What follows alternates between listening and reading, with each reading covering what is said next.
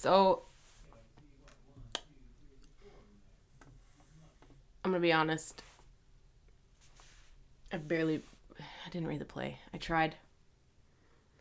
I read parts of the play, but it's not very good. My opinion. It's fine. It's fine. I like started the play, Henry VIII, we're talking about, written by William Shakespeare, and it's widely accepted that he wrote it with John Fletcher, his like protege or whatever. But it reads like it was written by John Fletcher. It's fine. So I don't know. I started it, and I started strong, and I was like watching the BBC adaptation along with it from the 80s. This BBC adaptation is from the 80s, and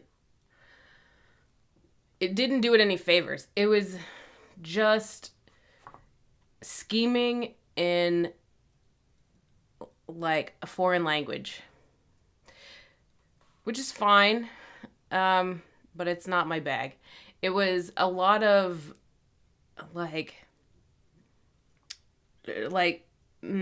everyone jumping down Buckingham's throat or scheming. Cardinal Wolsey, absolute piece of filth. It didn't, like, there was no. It's a history play, and I guess, I mean, that's a thing with the history plays, is that sometimes it's just people scheming, and it's not very exciting. But this one was, for some reason, extra not super exciting to me. And that probably just means that I need to reevaluate my life, because I didn't get it. But yeah, I wasn't super enthused by it. So I was actually gonna cancel.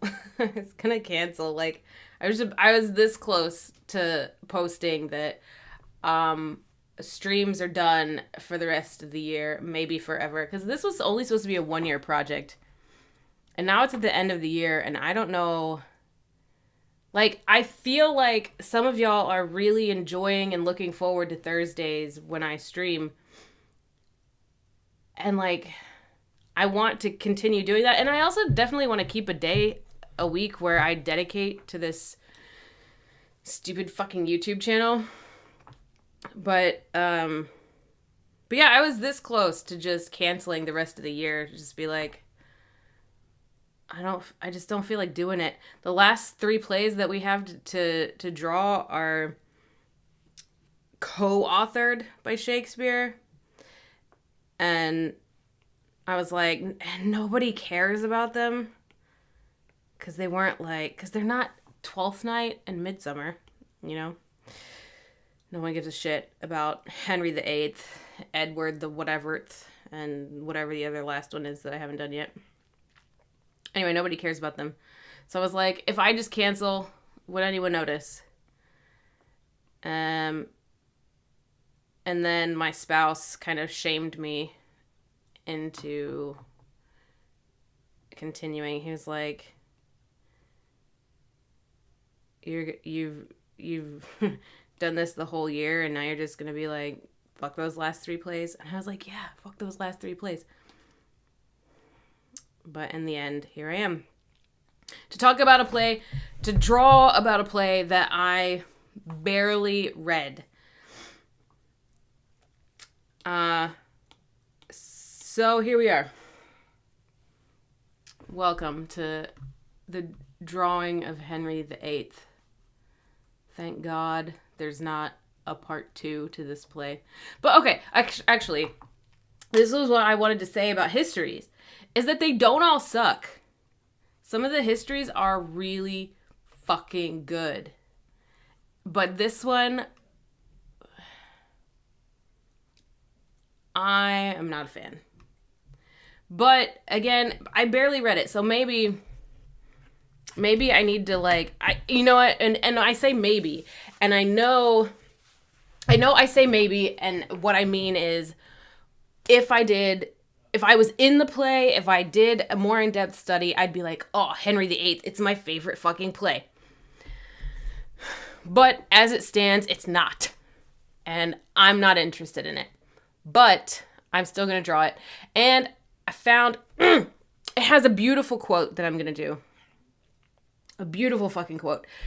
And it's one of those, you know more about it than I know more about it than you do, Liam. I don't know.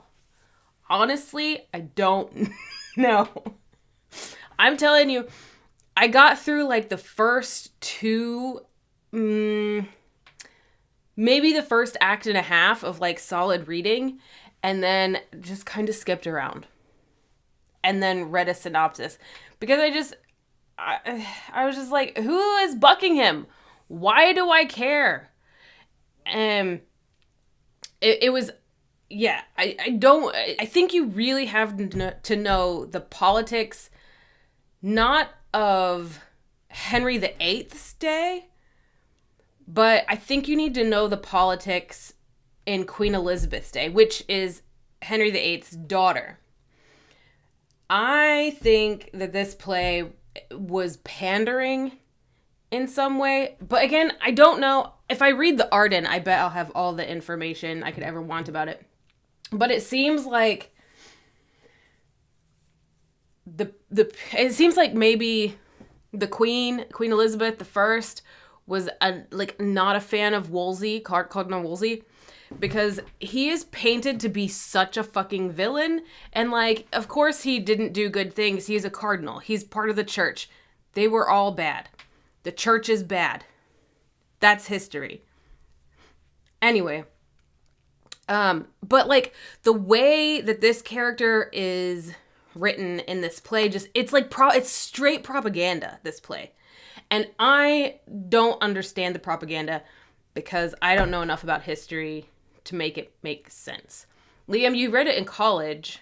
Do you remember any of the like historical context about it or anything? Because that's, I think, what made it so boring for me, is that I didn't have the historical context around it.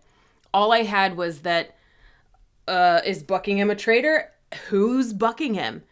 And didn't Henry have like 19 other wives? I knew why we were only focusing on the one, because it was the mother of the current queen, Queen Elizabeth I.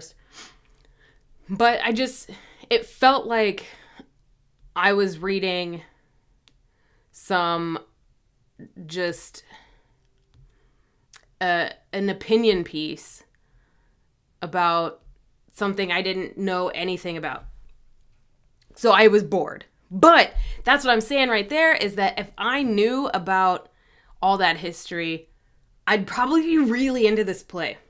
I probably would be like, oh, tasty, delicious little tidbits of historical propaganda. I'd probably be wetting my pants about this play if I was smarter than I am. But I'm only as smart as I am, so I wasn't wetting my pants about it. I was bored. Anyway. Yeah, largely fictionalized. But that's my question, is like, why did the fiction go in the direction that it went? Because, I mean, all of his plays are largely fictionalized. Even the ones that he, like, stole straight out of Holinshed's Chronicles are halfway made up. But this one specifically really intrigued me as to, like, who was his target audience? Why did he write certain characters and like moments the way he wrote them? It feels like propaganda. Somebody with a Shakespeare or a history degree, please tell me how right I am. Or cancel me or whatever, I don't care. Right, so I think that's interesting, Joe, that it's the issue with his historical plays. And but some of them he does write in a way that's way more accessible. Like Henry IV, Part 1, Henry V, like those are really accessible, even though we don't have the historical understanding of it, because there's like interesting characters, there's fighting, there's war, there's battles, there's just, in general, those are easier for me to enjoy, whereas this one was very much like, that was all I could think about while reading this one was why, who, what's the point? So like, I think that that's very true, Joe, that it is an issue with a lot of the historical plays. But at the same time, he does have those standout histories that you read them and they're like good plays. This one, I'm not convinced. And should I blame Fletcher? No, I won't do that to him. He largely proxied period history writers in his time. Explain that.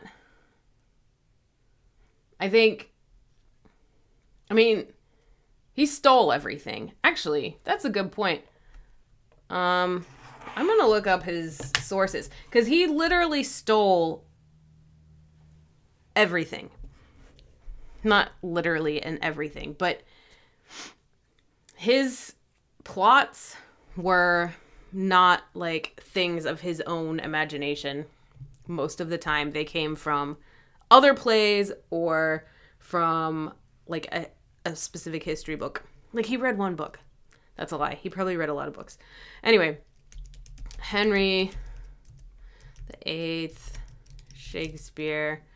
Source. Let's see where he wrote it from. Holinshed, obviously. Again, that's the one book that he read.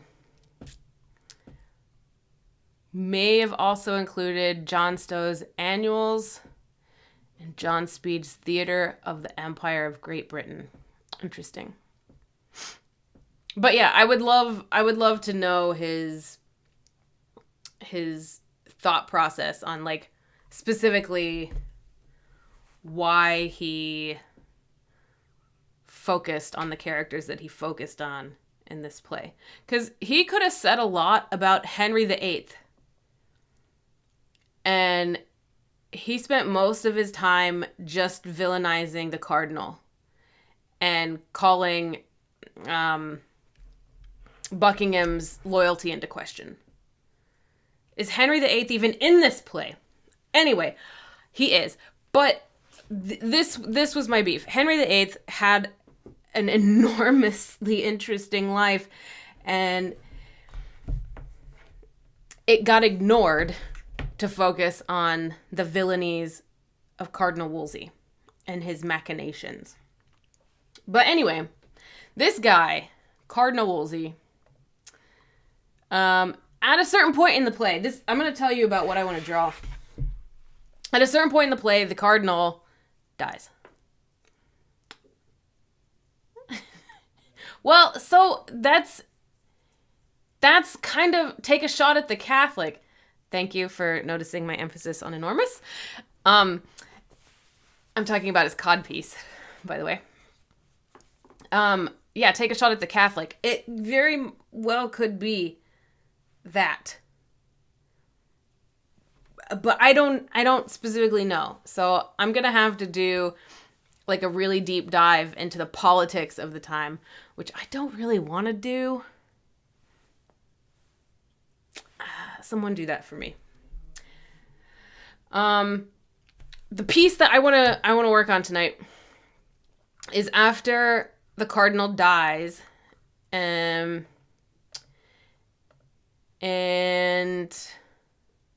all right, here's the synopsis of the scene. The dying Princess Dowager Catherine and her attendant Griffith provide contrasting accounts of the character of the newly dead Wolsey. The sleeping Catherine is then granted a vision of eternal paradise. She wakes to be visited by an ambassador from her nephew, the Emperor Charles. She appeals to the ambassador to intercede with Henry on behalf of her daughter and her attendants and exits to die. I don't really care about any of that. I need to Command F, excuse me. Okay.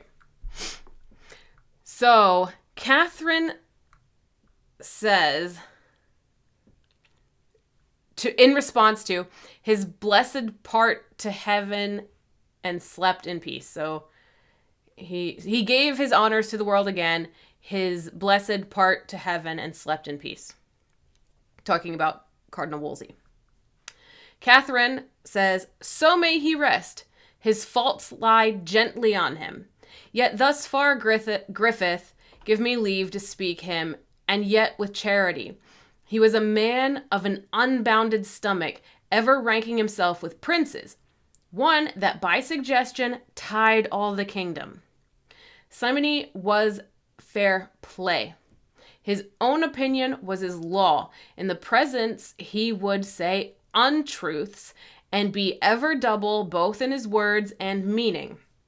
He was never, but where he meant to ruin, pitiful. His promises were, as he was then, mighty, but his performance, as he is now, nothing. Of his own body he was ill, and gave the clergy ill example. He was a piece of shit that made the entire church look like trash, because he would promise these big things but then do nothing, and he lied and he talked shit when nobody was looking. To which Griffith responds, noble madam, men's evil manners live in brass. Their virtues we write in water. May it please your highness to hear me speak his good now? And that's what I want to draw tonight. Is we're talking about like the Elon Musk of Henry VIII's day, where he's just a little bit of a shithead. And when he dies, people are only going to remember the bad things. And that's true for all of us. This happens to me a lot when I'm arguing with my spouse. I'll be like, well, you always do this negative thing, or you always say this negative thing, because that's what I hear more, is the negative stuff. The positive stuff, I know it's there, but it doesn't register. It's the same phenomenon of having a million, brilliant comments on a video or a social media post, and then or a book that you've written, anything that you've created, you get a million comments about how great it was, and then one comment about how it sucked, and that's all you can focus on, is how it sucked. All those positive comments are out the window. So, to say that men's evil manners live in brass, their virtues we write in water, it's so easy to remember the negative. And I think we should remember the negative. I'm not saying that just because somebody dies or just because they do good things means that we have to forgive their evil or their misdeeds. I don't think that that's true, but I do think that in general we do need to remember that we aren't our mistakes. We have to remember the good of people sometimes.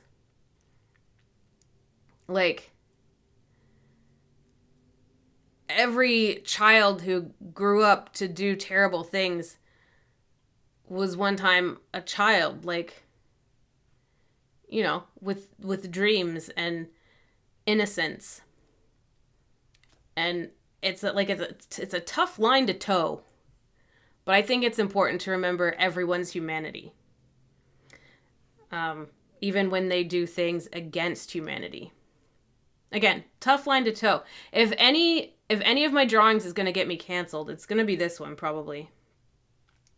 For being some sort of hate crime apologist or something. But I'm not. I'm just saying that we need to sometimes search for the good. Especially when it's about ourselves. I think I take this quote more about myself than I think about it, because I'm a narcissist, more about it than like with other people. I think like a lot of times I only see the bad in me, and the good in me I write in water, and it evaporates and dries up, and all I have is the etching in brass about how much of a piece of shit I am. But I need to stop doing that. As Griffith says. Anyway, so that's what I want to draw, and I have no idea other than like maybe like some sort of water. Can I do like water hardening or something? Like, what's the opposite of melting? Freezing? How do I draw freezing? How do I draw water? How do you make brass? Is water involved in the brass making process? I bet it is.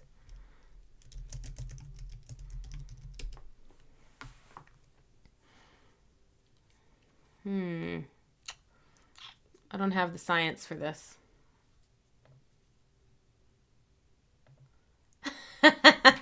Welcome to the stream. Yeah, so the reason it's going to get me canceled is because I'm talking about the phrase, men's evil manners live in brass, their virtues we write in water. So it's really easy to remember the bad about somebody, including yourself, and way harder sometimes to find the good in somebody.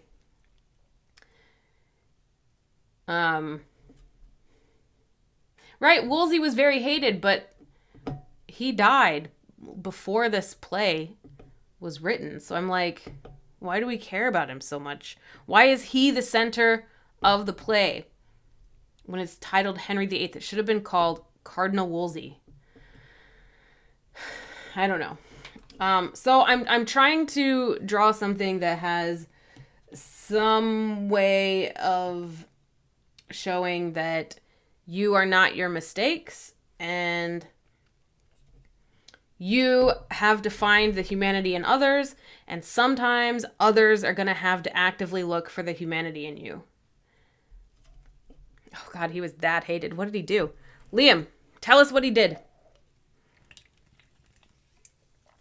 Oh, he was the one that denied the annulment. Maybe that's why. But then we do humanize him here. This cardinal, though from a humble stock, undoubtedly was fashioned to much honor.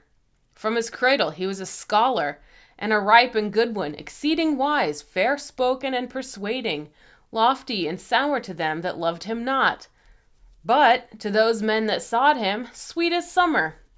And though he were unsatisfied in getting, which was a sin, yet in bestowing, madam, he was most princely. Ever witness for him those twins of learning that he raised in you, Ipswich and Oxford, one of which fell with him, unwilling to outlive the good that did it. The other, though unfinished, yet so famous, so excellent in art, and still so rising, that Christendom shall ever speak his virtue. Etc., etc., etc. And to add greater honors to his age than man could give him, he died fearing God. So, yeah, really hated him. Everyone really hated him, but in the end, he does heap a bunch of praises on him. So what do I do? So you feel the same way about Hamlet's lines, where you interpret them more from personal sense rather than what they actually mean. Yeah, and I think that that is part of what makes Shakespeare so interesting, is that a lot of the lines are really like, you can make them really personal, and they don't have to just exist as a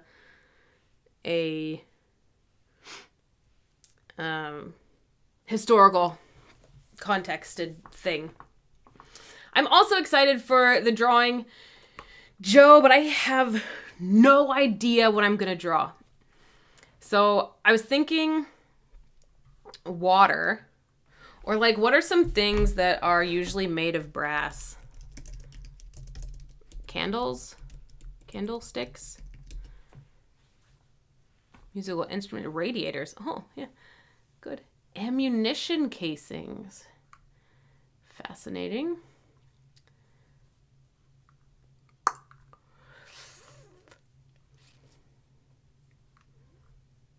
Napkin ring. What's made of brass? I mean, an instrument. I mean, like a horn, like a trumpet would be cool. Brass doorknob. A doorknob. Oh my god, I see a picture of a brass roll of toilet paper. That's good. A doorknob could be interesting, but also like pretty like strange. Like, here it is. Here's a doorknob. Done.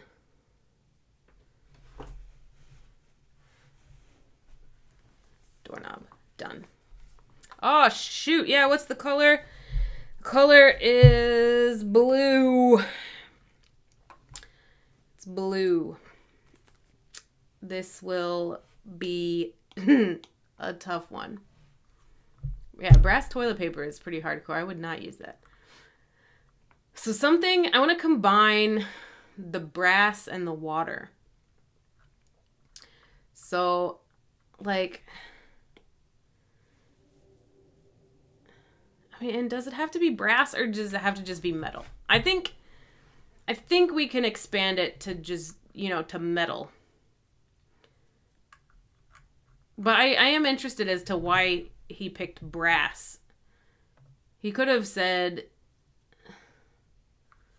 I mean, they had steel, right? A single syllable word for metal.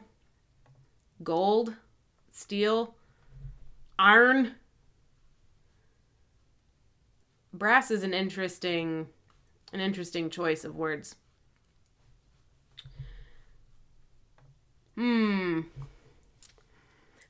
But it's heavy. It's very, very heavy metal. Lead. He could have said lead. They definitely had lead. Why did he pick brass?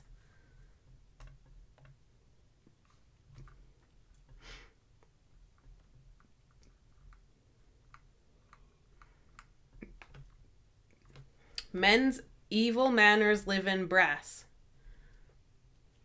Their virtues we write in water.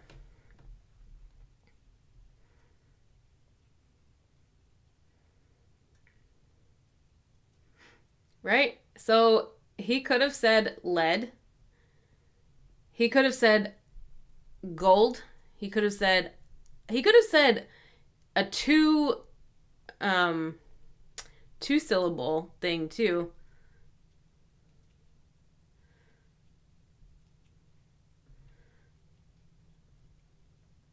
He's doing 11 syllable lines this whole time. So maybe he would have to like redo.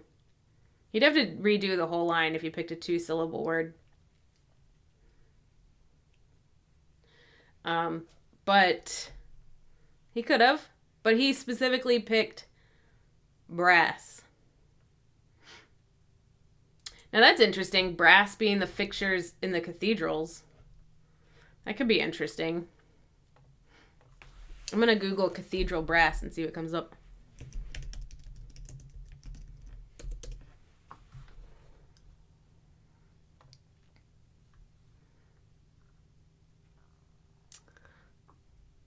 Interesting. Yeah, ornamental and not super valuable, definitely. But like, is it harder than iron? Easier? Is it easier to engrave? Does it last longer? Reliquaries. Now that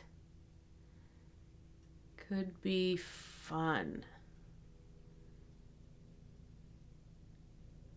Bees sting but make honey. That's essentially what we're going for. Yeah.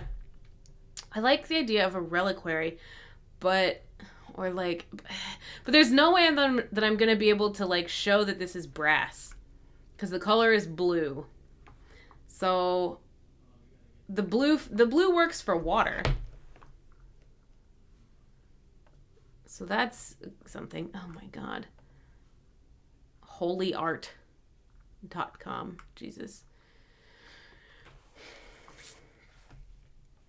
I'm going to turn on my drawing guide and I'm going to do symmetrical because I think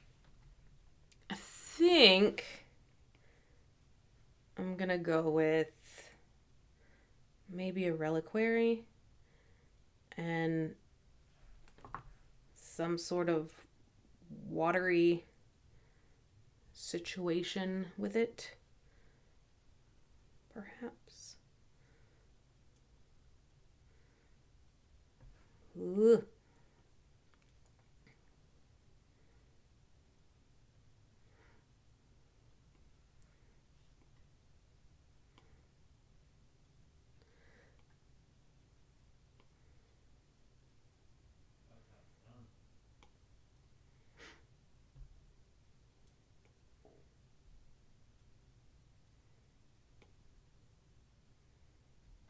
Ooh.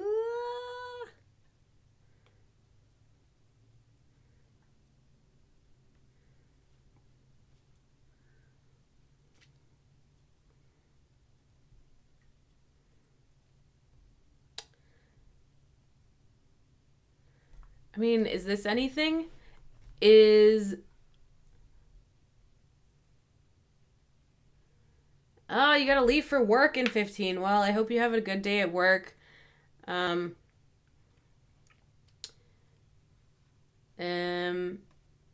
it's solstice, so it's the shortest night of the year.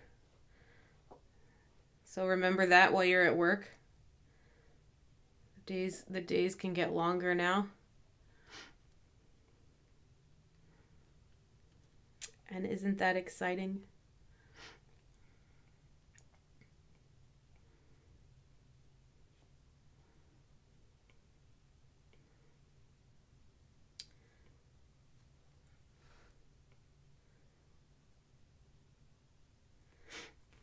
All right, a reliquary. I mean, does anybody even? I assume it.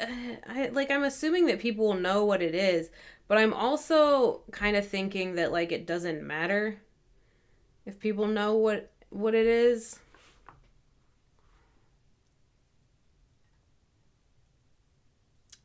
Does it matter? What I'm looking at here?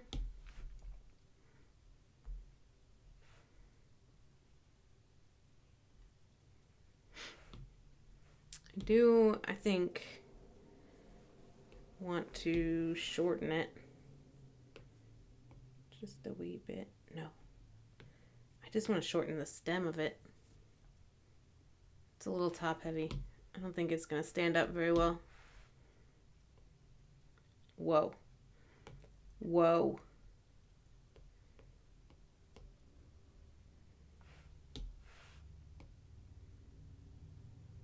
What is that?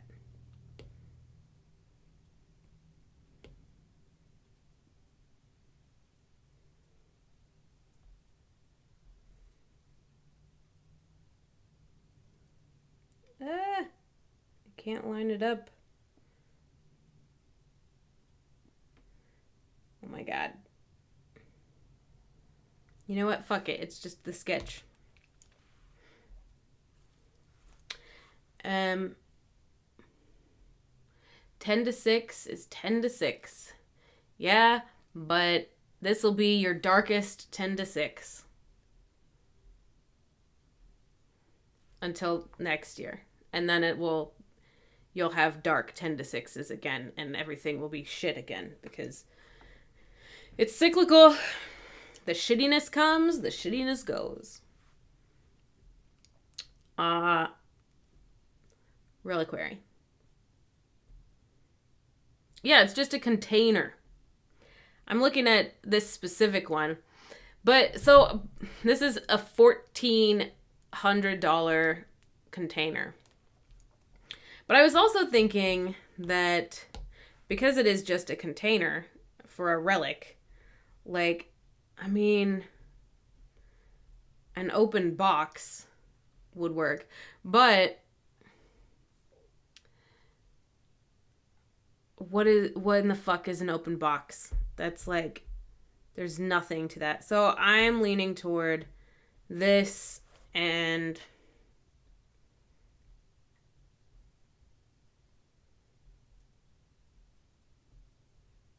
just going with it.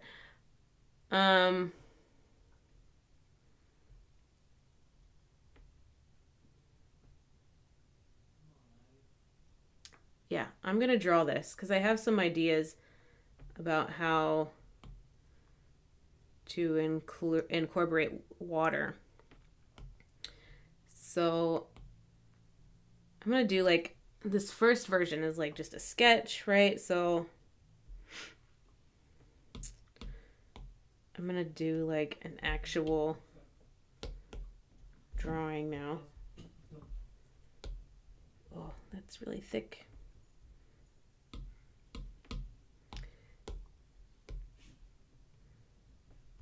Is this the pen? I always get confused. Is this the pencil that I usually use? I feel like maybe it's just a smaller thing.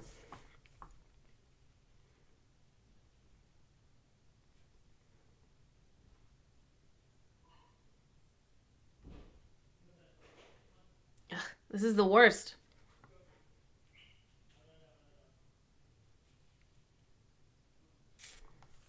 That's a decent arch. Let's see if I can get any more decent arches.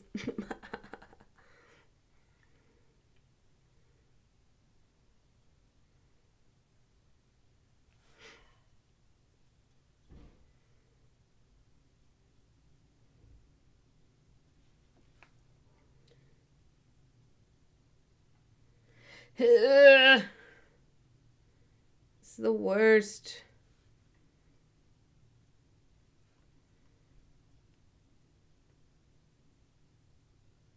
Don't breathe. Ah! Oh my god. I can't do it. Hang on, I need to hunch over my workstation like a fucking gremlin for a minute.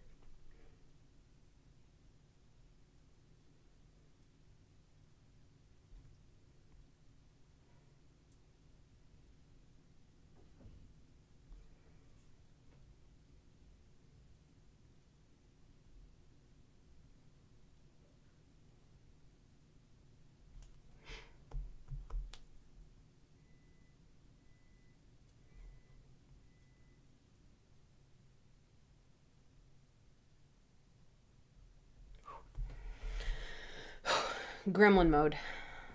Thank goodness for gremlin mode.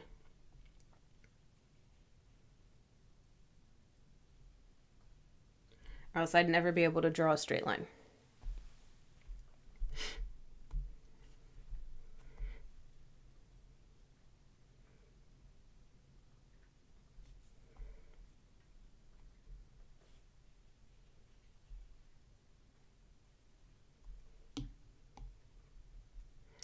I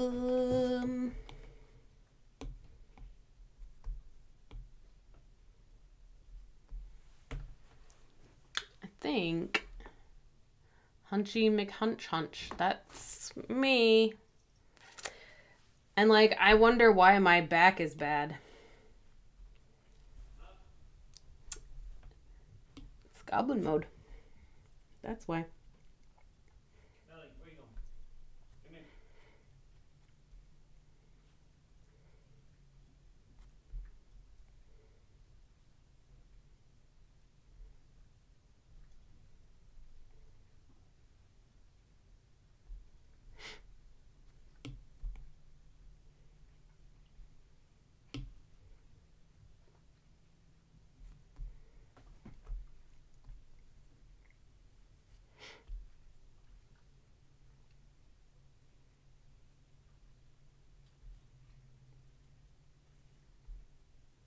Actually, I didn't really think about this very well. I'm now like not sure about how this is meant to be put together. Whatever.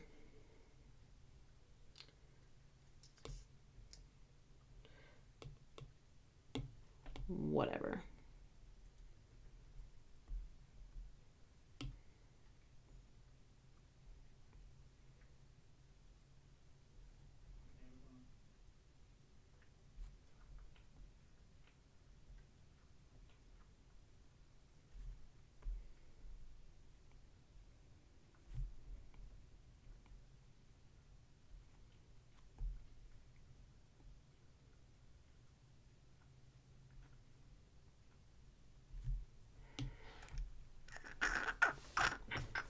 Yeah, blue light inside, but I think also spilling out and maybe flooding the thing. Maybe. Like, here I was thinking, like, this whole thing will be blue. And because I haven't done drippies in a while.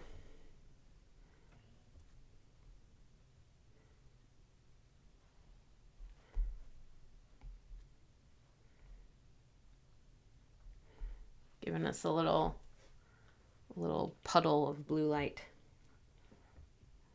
That's what I'm thinking. The relic is dripping away. Drip, drip, dripping away.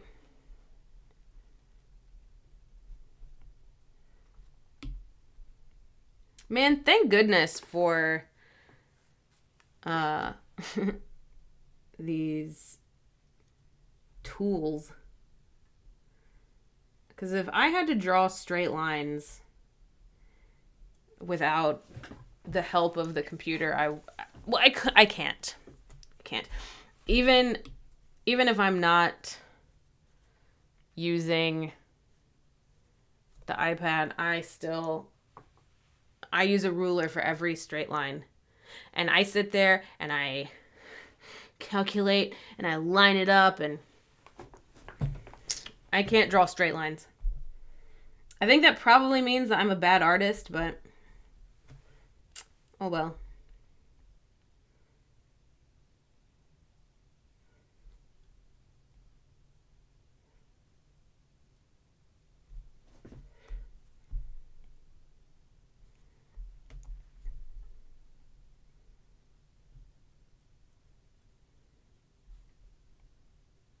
I like don't want to put crosses on here. I feel like that's what I should do, but I'm not going to do that. I don't want Christian fucking symbolism in my fucking card deck. So, I'm not going to do it. Even though I feel like that's the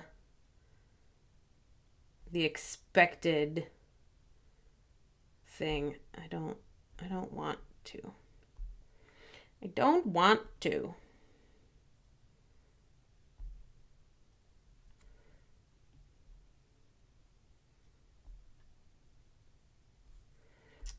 But what I will do is steal steal some lines from other sections.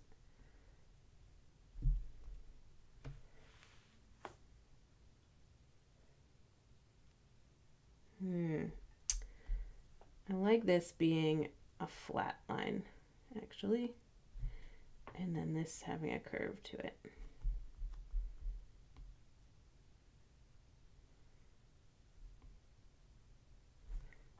Yeah. Little buddy buttress. Most people can't draw straight lines. Is that a fact? Is that a truism? A truth?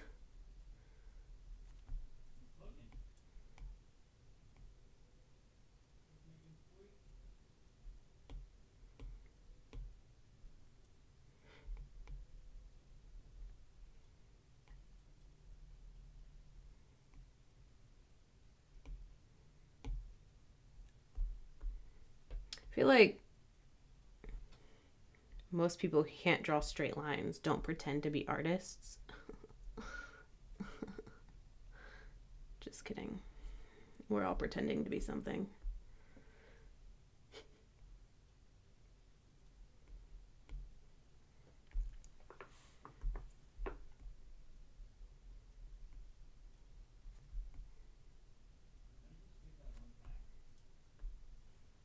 Is this crazy yet? I'm actually really enjoying this design. That's like well, to measure stuff. You can use them to measure stuff.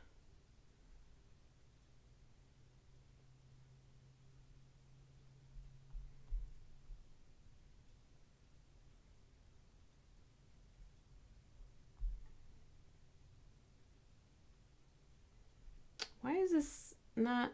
There we go. I'm just sitting here drawing and it's not making marks. The hell's that about?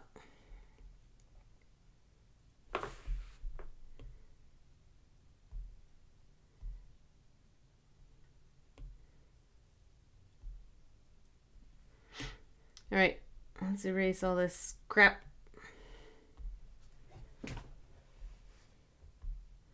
I mean, it's pretty cool, right? I feel like there needs to be...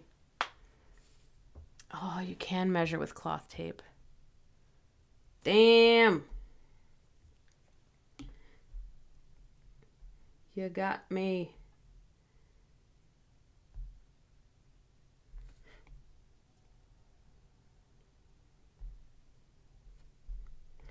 All right, let me put some balls on here.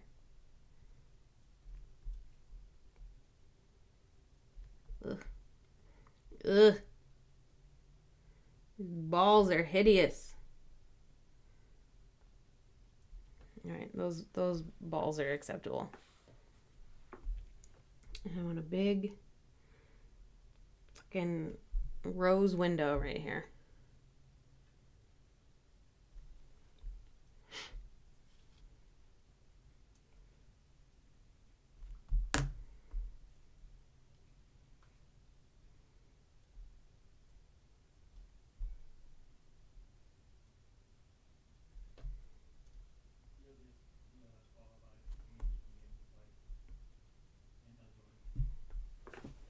Yeah, maybe.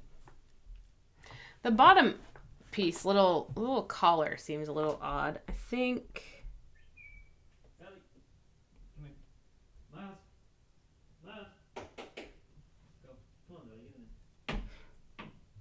I think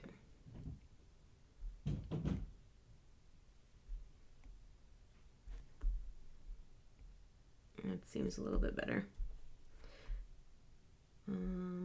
Actually, I'm gonna extend this line down and I'm gonna put a little ball there. Bringing the balls in.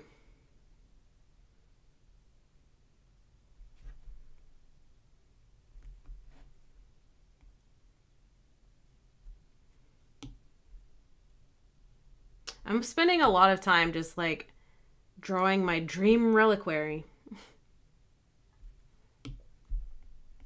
Doesn't everybody have a dream reliquary that they want to have their like left middle finger put in once they're dead?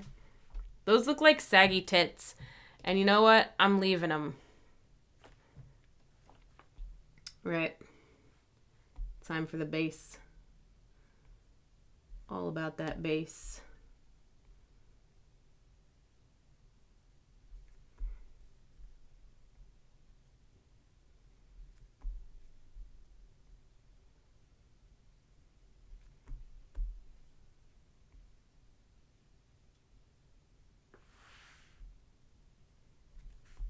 Bam. There we go. There's a reliquary. I'm going to put another little circle bitch right there.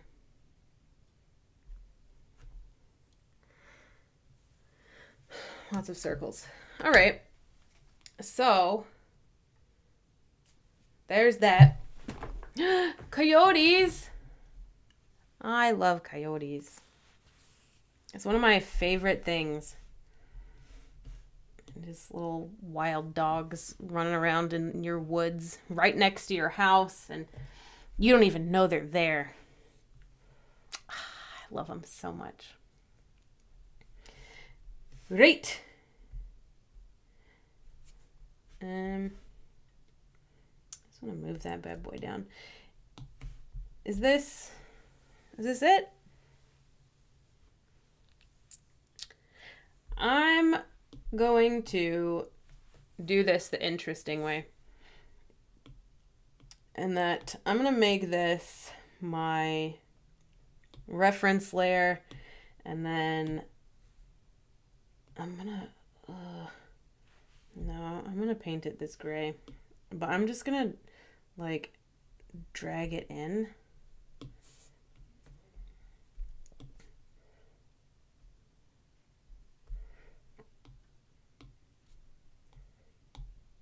Hopefully this will work.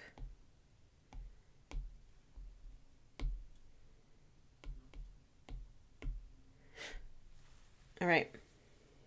And now I'm going to turn this back on. I'm going to do a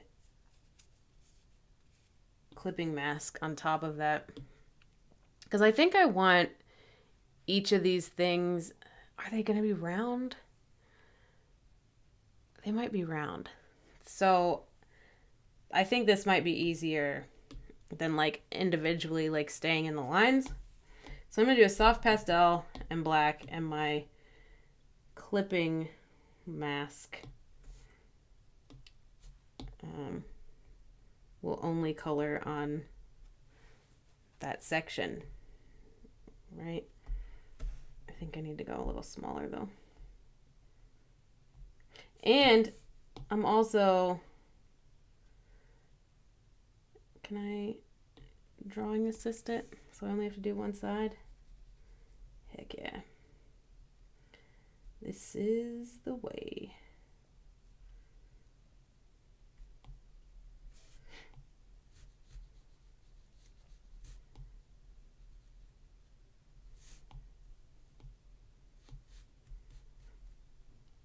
I'm a cheater. Yes, I am.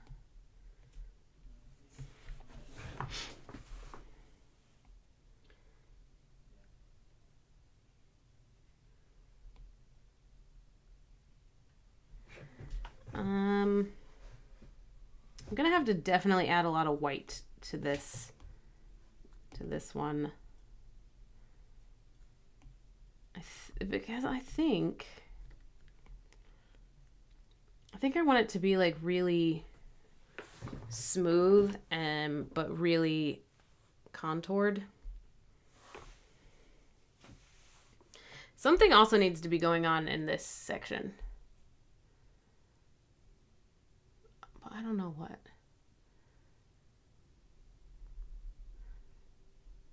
Something though. Something needs to be going on there, because I'm not a fan of that. So I'm going to go ahead and add the white in these highlighted areas, and then I will smudge it around.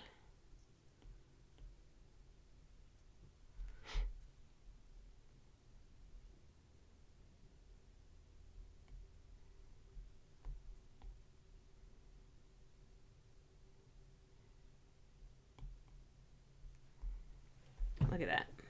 Look at that. It's beautiful.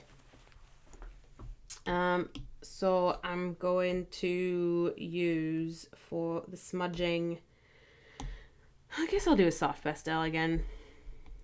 And just make it all nice and smooth. But it looks like, I'm going to have to go back and re-darken some of it, I think.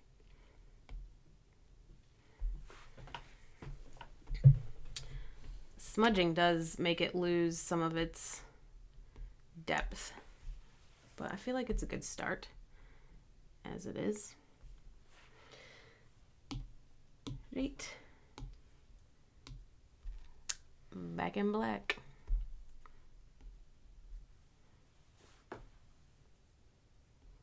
This is, yeah, I don't know what to do about this. I'm gonna keep that mostly just gray, I think.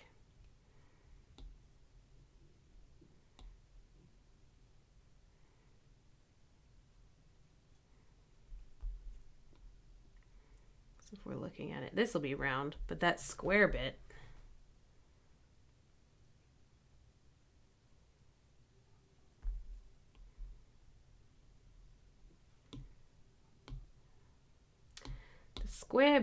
I'm just not sure.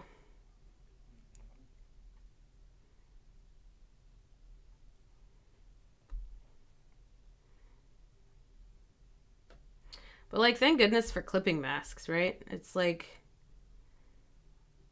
it's kind of the best thing.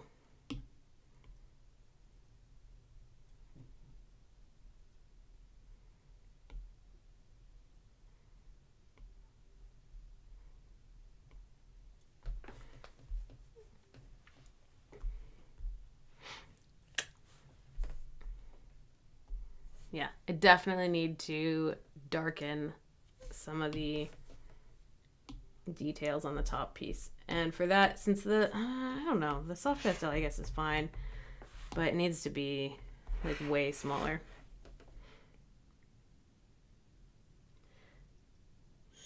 So I'll just make it as small as I can. Done. Is this doing anything? I think it might be too small.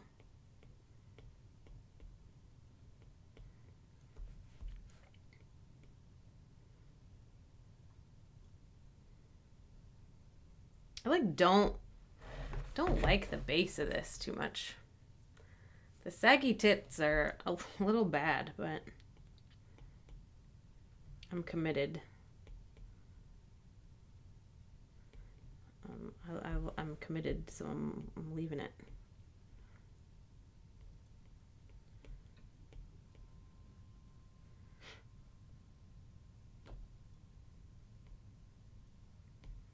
So yeah, thank goodness for freaking technology, man. I can't do any of this on paper. None of it. Can't draw straight lines. Can't draw with symmetry. Can't do any of this on a piece of paper.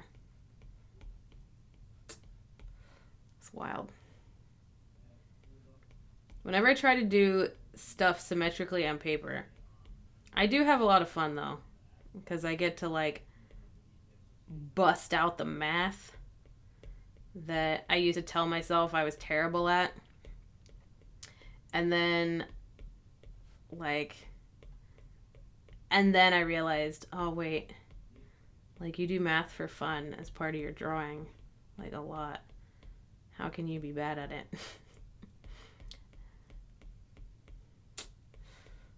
Well, but yeah. I love that shit now.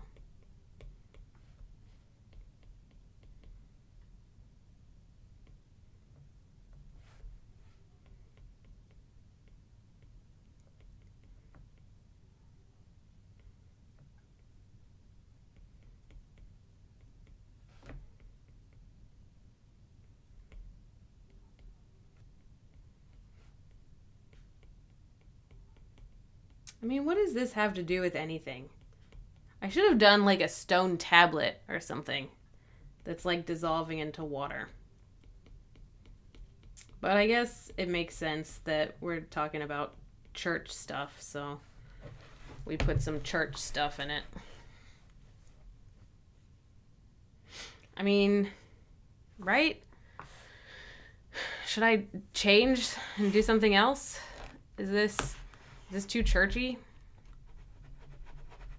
This might be really churchy. Is this fine? Do I switch? What do I do with this middle section? Because it can't just be... I mean, it can just be gray, but I feel like that top portion needs to have something engraved in it. Like someone's bad deeds or ill manners.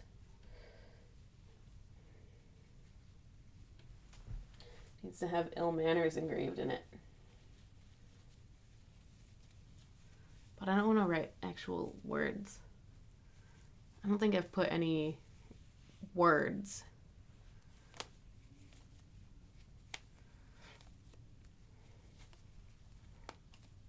So I don't want this one to have words either. I don't think. Actually, one of them does have words. This has words.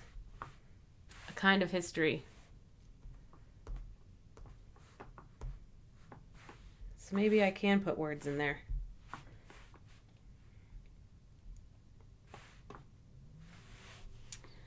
What is the actual quote? Actual quote is evil manners. Evil manners.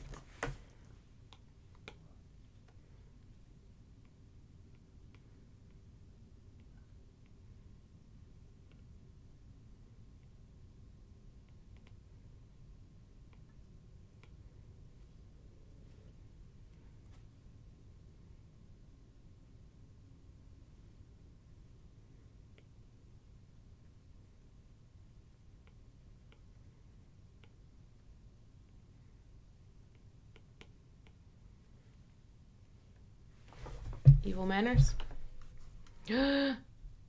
Latin words. But how can I trust an online translation?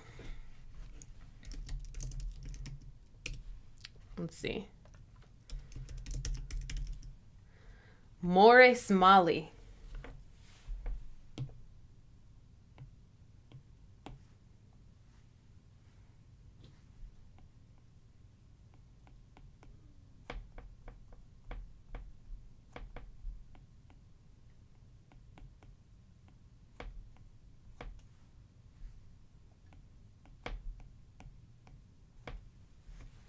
Mors Mali. But is that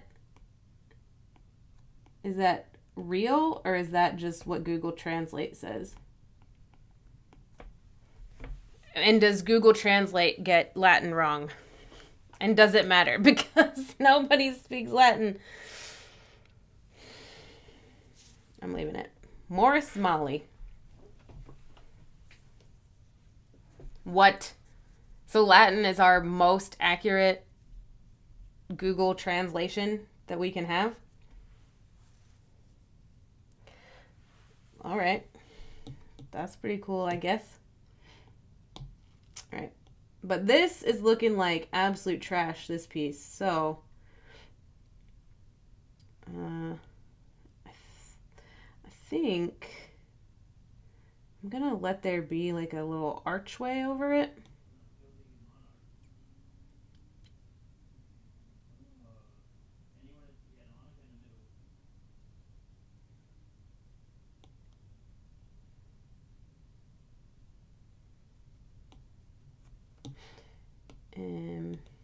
Yeah, do a little archway over it. I'm gonna smudge it. I give it the smudge.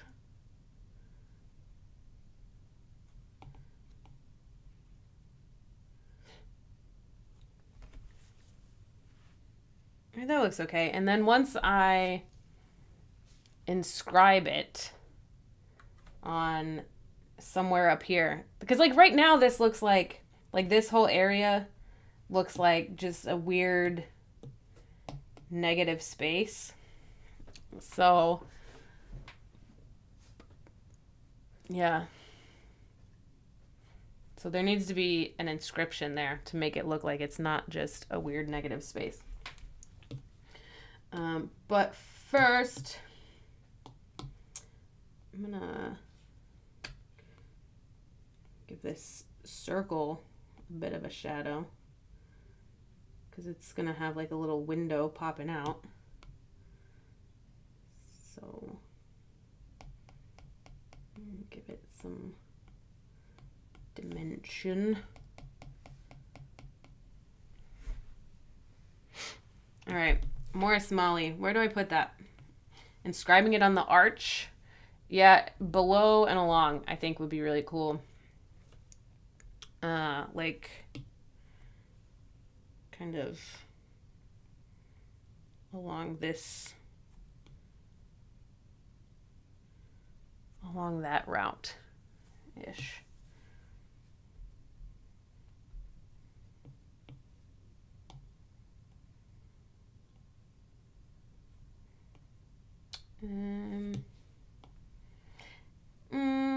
Drawing assist, please.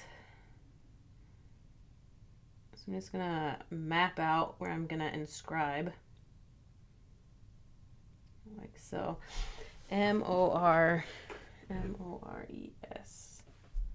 space M-A-L. So we got 10 characters. Oh, this is my favorite part, is trying to figure out how to write stuff. Oops. What is that layer? I don't know what that layer is, but I'm going to use it.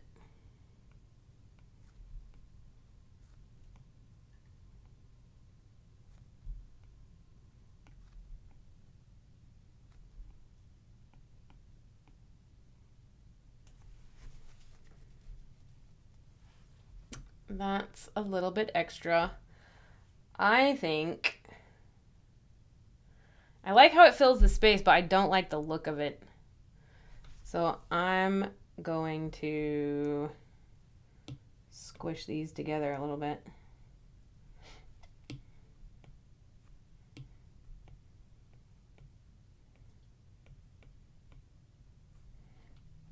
And expand this a little bit.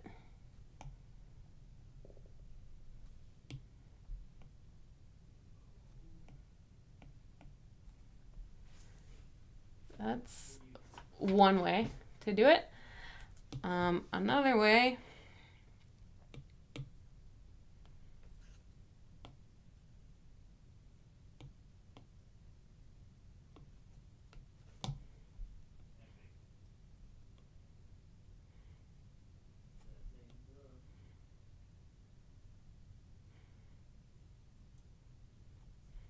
is to keep everything all the same size. This may be the way.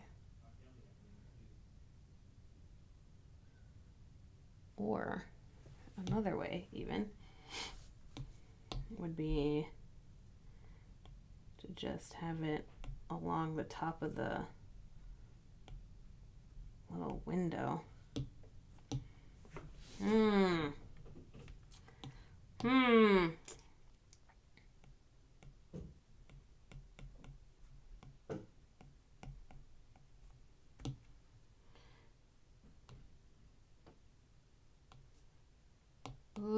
This is both my favorite part and my least favorite part.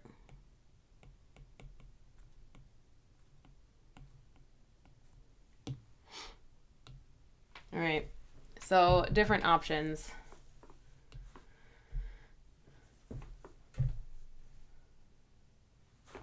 I think I would want to move this up. I think that's the one. I don't even have to look at the others, to be honest. That's like too, like Art Deco. Not into it. Too lopsided. I was right. This is the one. Okay. Cool. Off we go to inscribe our evil deeds in brass. First thing is to like actually make these letters not shit.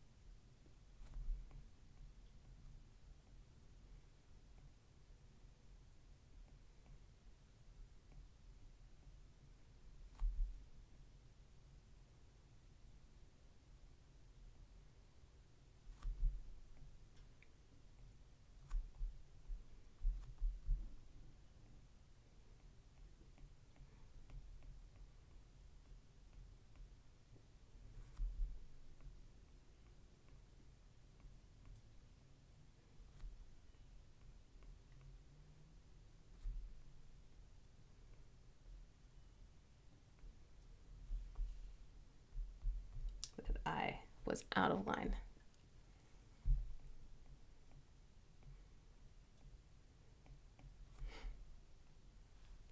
That I is seriously out of line. It needs to be much closer to the L. Yeah, because the M is on the inside of the circle. The L needs to also, or the I also needs to be on that inside line. So, I need to smush it together. Morse malt.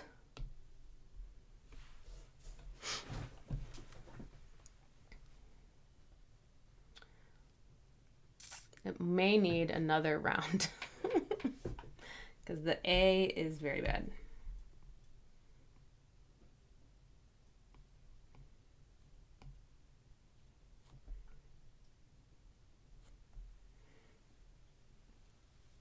Actually,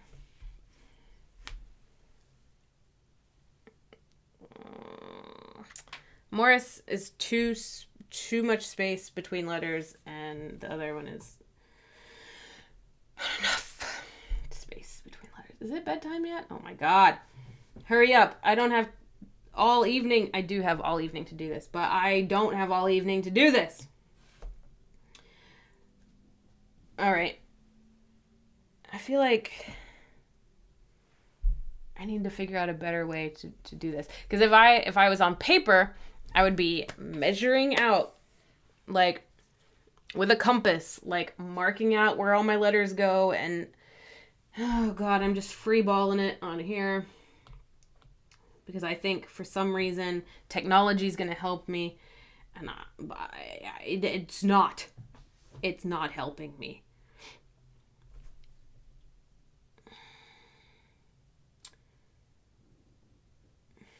How do I make technology help me?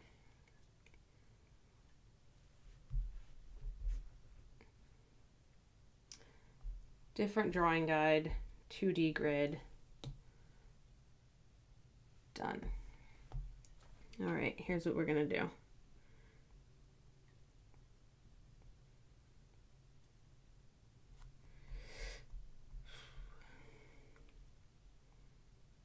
Am I on a new layer? I am on a new layer.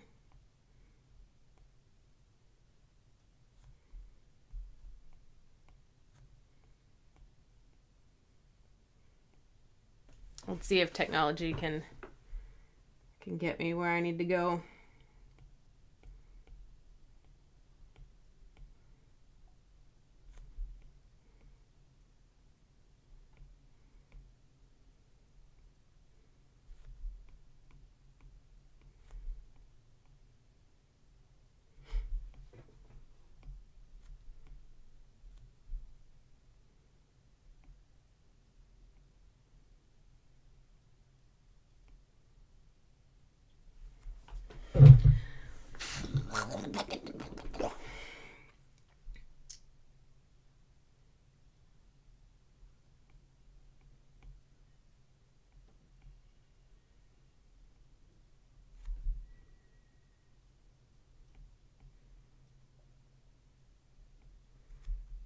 Let's try that letter A again. Ugh. Ugh.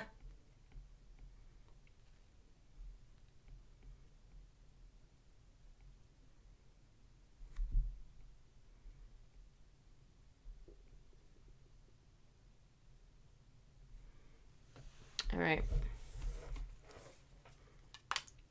Let's see if technology is helpful in any way. I'm going to take this and I'm going to, oh, no. I'm going to ensmallin it. That looks about right. And then I'm going to warp it. Can I warp it? I feel like warping it's not going to do what I want, actually.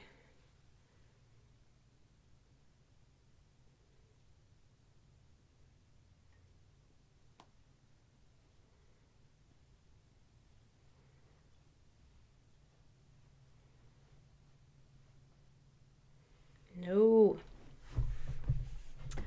This is my one thing that I think Photoshop does way better. If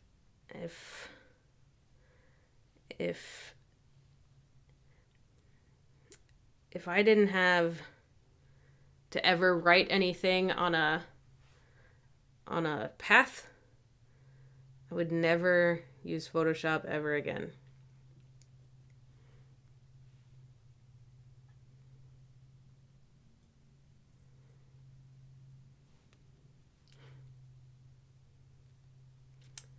But alas.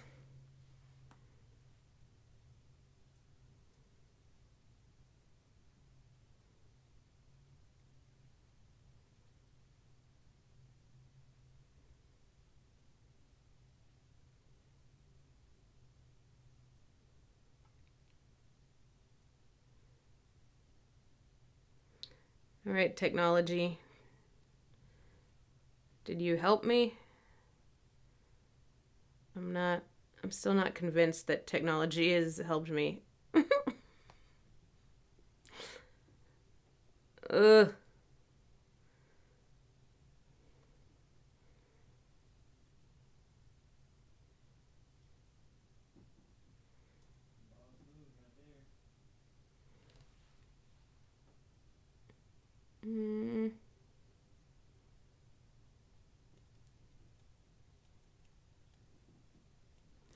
Liam, what did you do at your desk? Or not do at your desk? Gross, my mind is racing.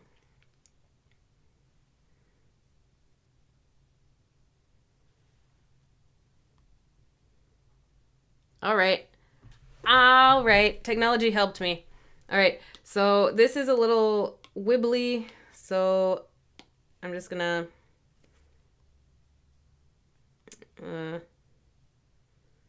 etch it in a little bit better.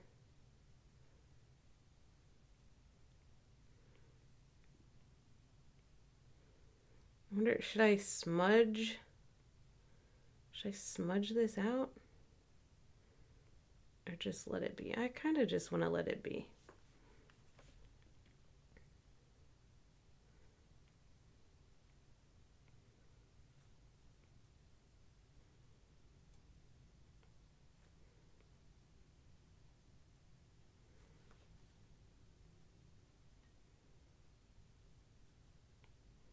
But I think smudging would make it look more like it's etched in there than just drawn on.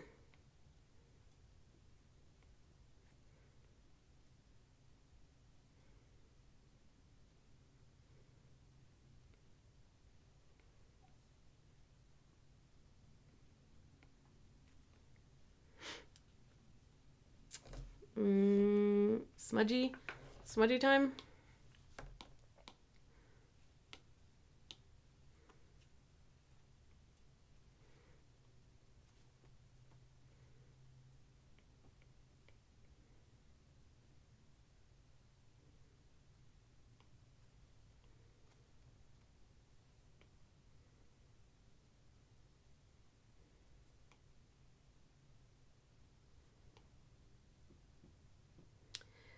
it's not gonna look very inscribed. That's my only beef with this at the moment. Is it just literally, even if I smudge it all around, it's literally just gonna look like writing on top of a thing. There's no highlights. Where would you even put highlights on here? But maybe that's just what it is. Maybe there's no... Maybe it's just fucking written. No, it should be inscribed because that's the fucking saying. Ugh, this is frustrating and I hate it. Whose fault is it this week that I'm drawing? Who has done this?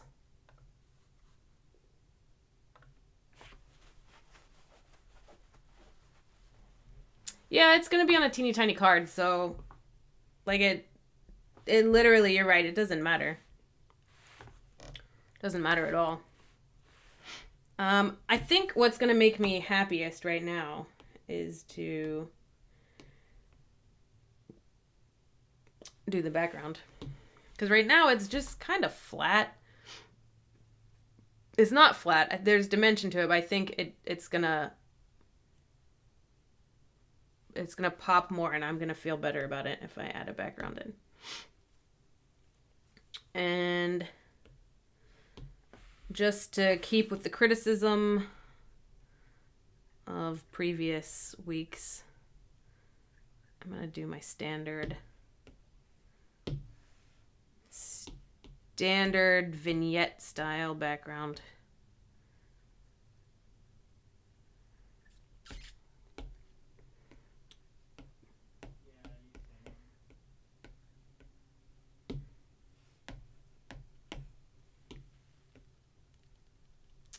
But I'm gonna make the center where that blue piece is gonna be.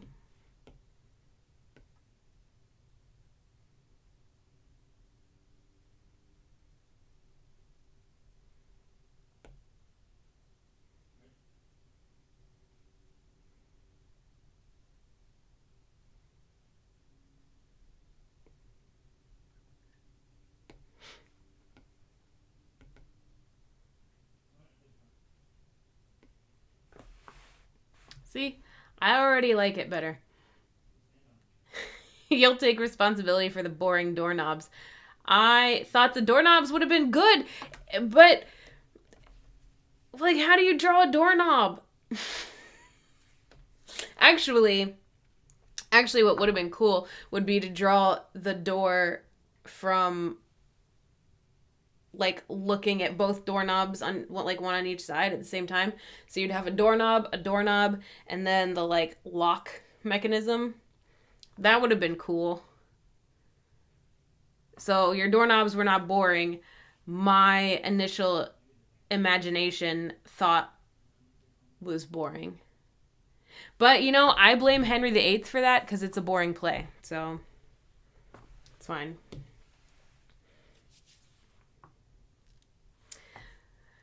Does this look like it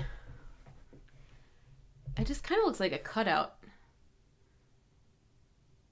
But I'm not really mad about that. I wonder... This might be weird, but I'm going to try something. I'm going to try something wild here. I'm going to do another clipping mask and a new layer because it might suck and I might hate it, but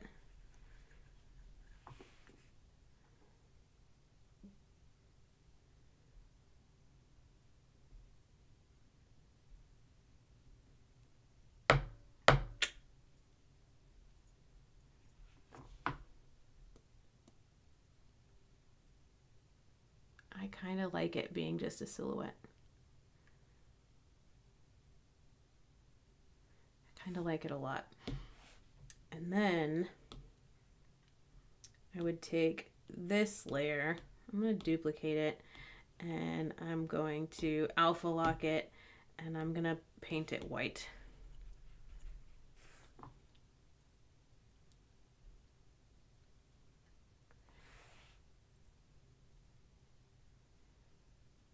I really like this silhouette.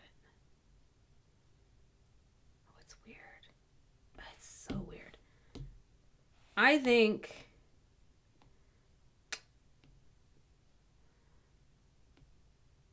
I like just the all black silhouette vest, actually. But let me add the blue in. I'm gonna add in the blue and see if that changes my thoughts on it at all. So this whole section here, whoa, I'm gonna make this blue. And you know what I should do is put this behind. Move it.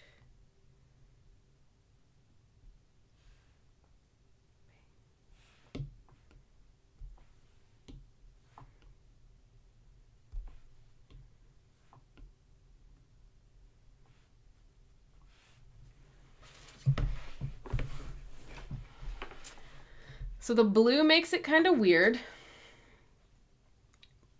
but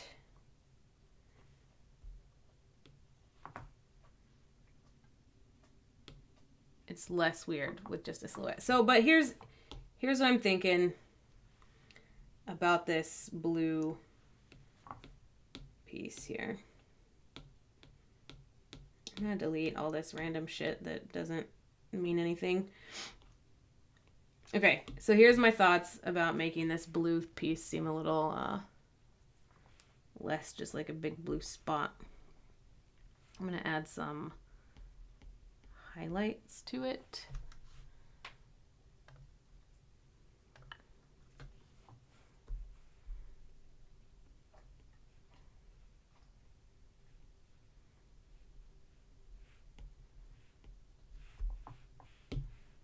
And I'm gonna smudge the shit out of it because it's like, I'm thinking like it's a glass bubble type of thing.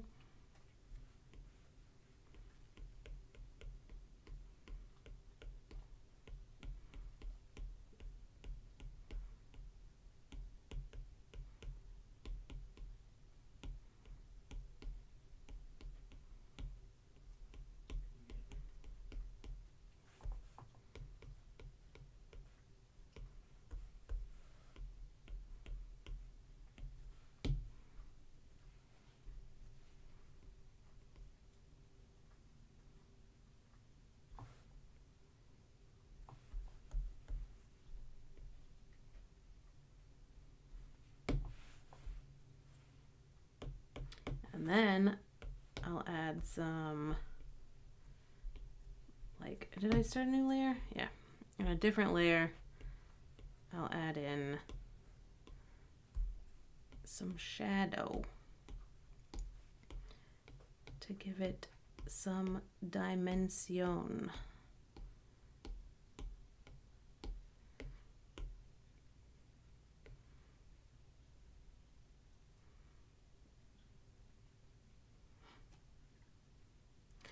And then I'll smudge all that out too. Oh, smudge it all out. Yes.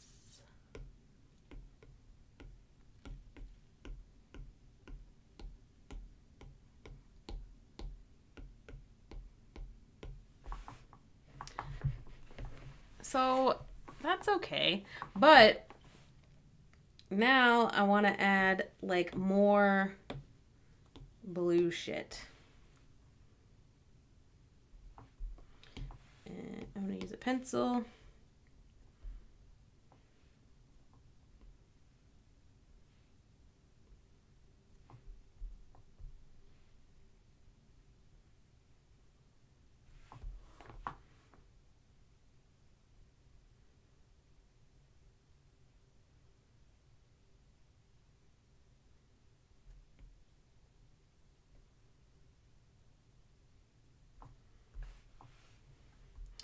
There's a little wee drippage.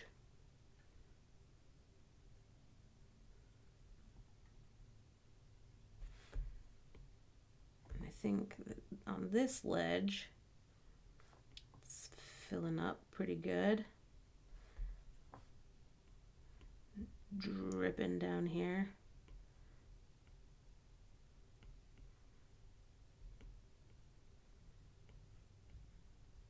Oh, yeah.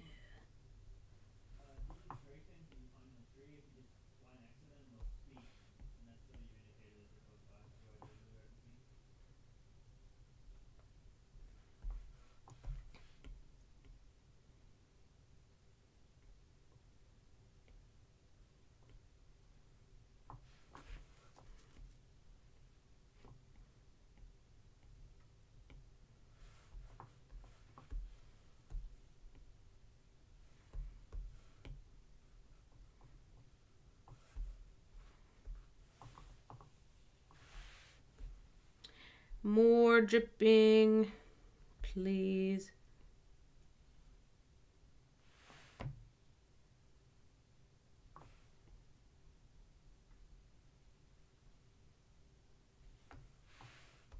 And I think a nice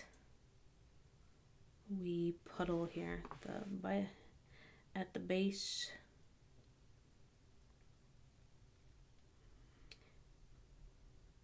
Because there's a lot of honey. You, as a bee, can make a lot of honey. Even after you sting, well, not after you sting people. You got to make the honey before you sting people. Because if you sting someone, then you'll die. No more chances to make honey. Lol.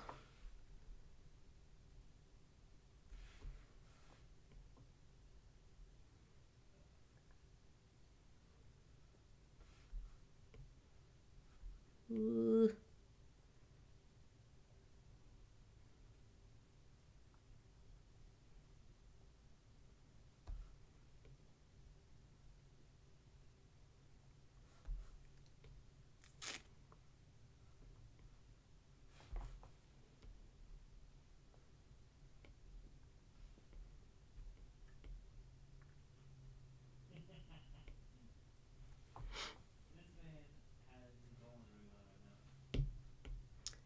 And that's a crooked drip drop.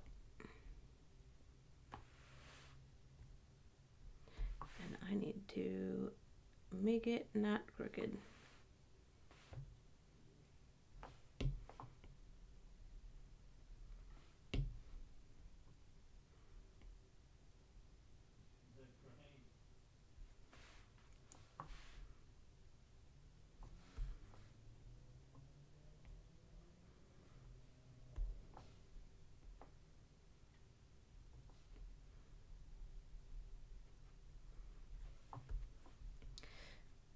So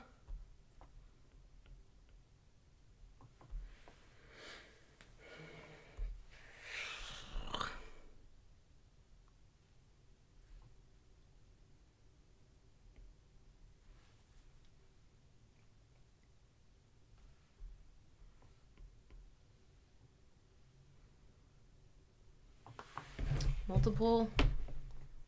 Nah, I think one exit wound.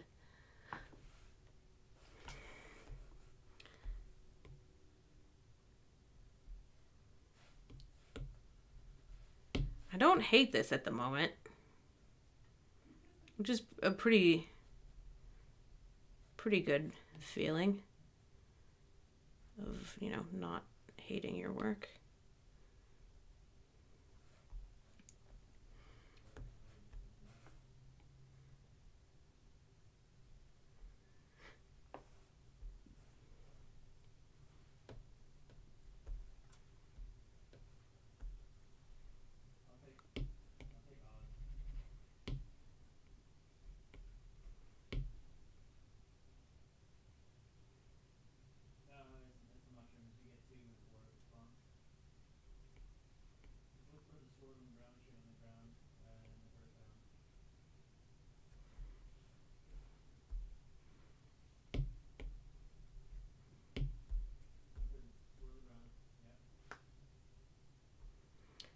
I love dead air. I really do. Prince of Darkness. I don't know what that is.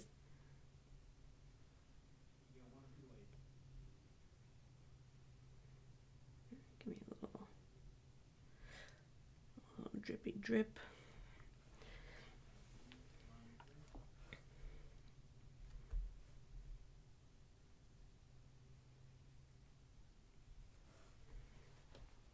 Bang.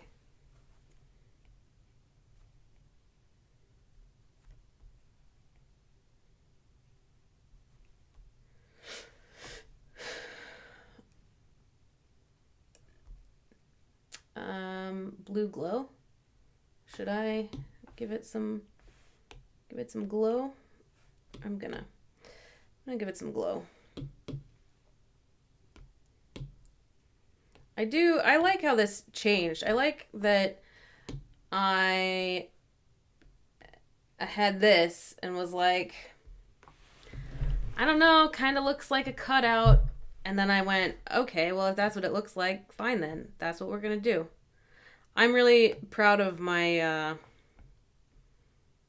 my flexibility for this one.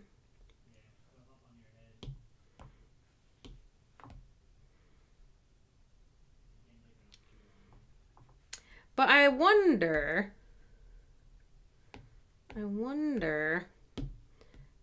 do I want to, I mean, if it is indeed a cutout, would there be any highlights to this glowing liquid situation? Let's find out. Whoa. Actually, that's really cool. The blue shining through the lines.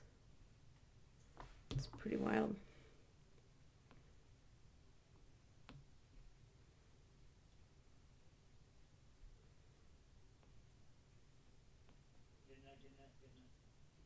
Why is it doing that? Oh, I see.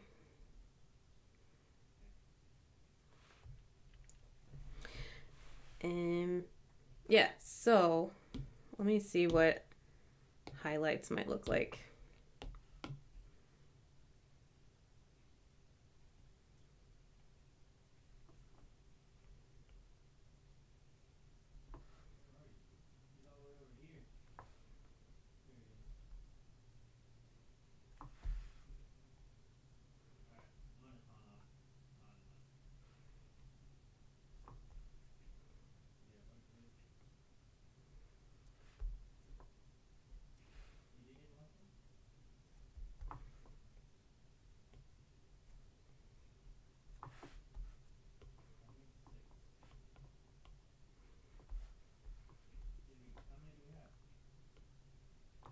I mean, I don't hate the highlights, but I think it also might take away a little bit from the, like,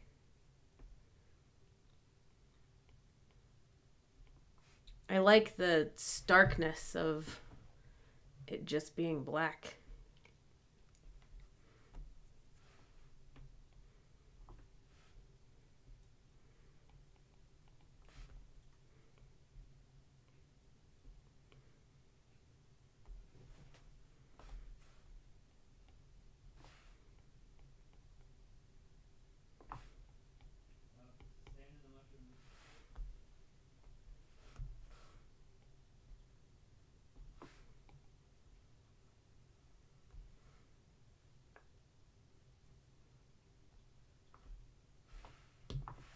I like it better just black. But I am, I think, gonna add some highlights to the water. And I'm gonna do that again with a clipping mask so that I can go wild and then just like smudge it around wildly. Smudge like nobody's watching.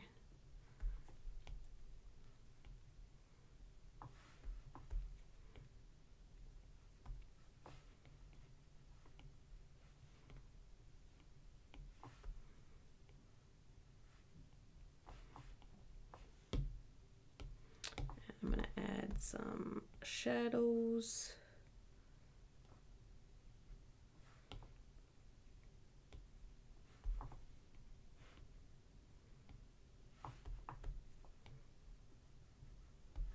Actually, I wonder if I should smudge or if I should do a blur.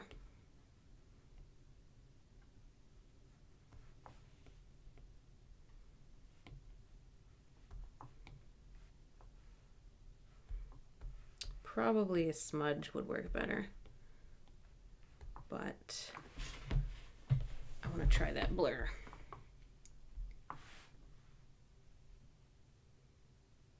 Yeah. Let's smudge.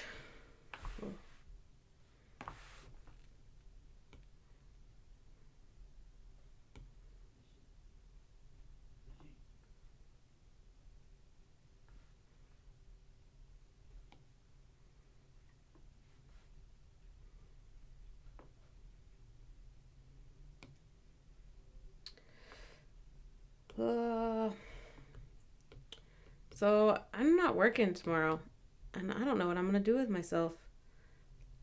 I've had a couple ideas for some drawings that I want to do, so I might spend all of tomorrow staring at this screen as well.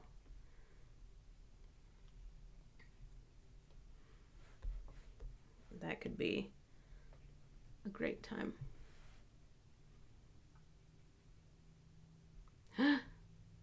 An icicle look. Yeah, I could see that.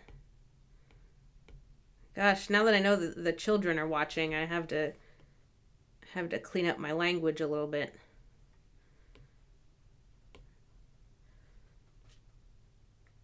Sorry if you've heard me say something that Mommy and Daddy don't usually say.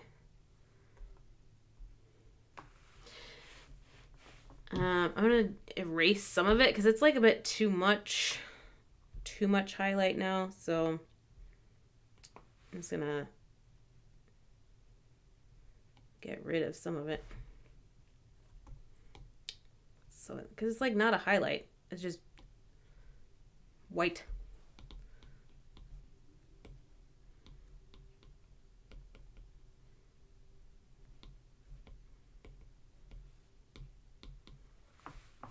Oh, good. Because I've been swearing up a storm. So I'm glad you missed all of that.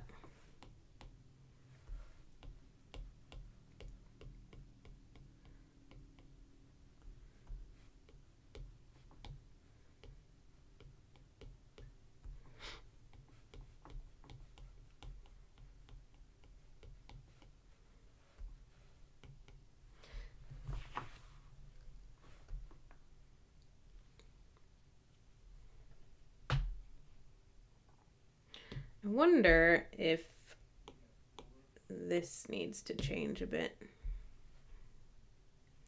Or, I think, ow.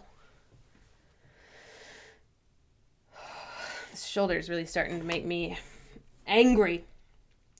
I think, what if this, like, bubble piece needs, like, a crack in it?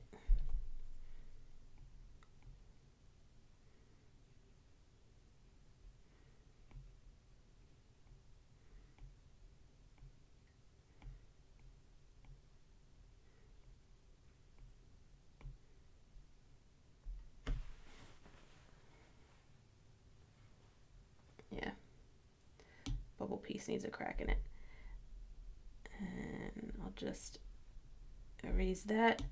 And then I'll come back to my water highlights.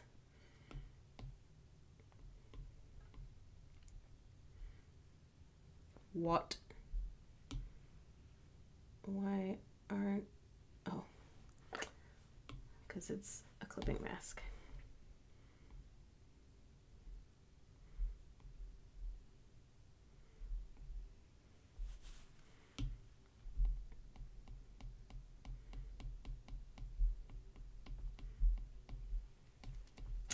I also wonder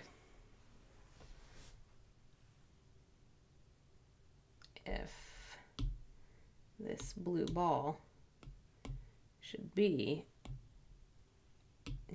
emptying. We'll see. New layer.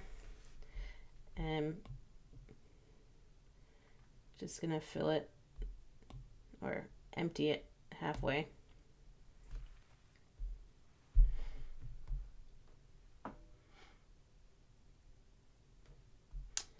Maybe, but not with black.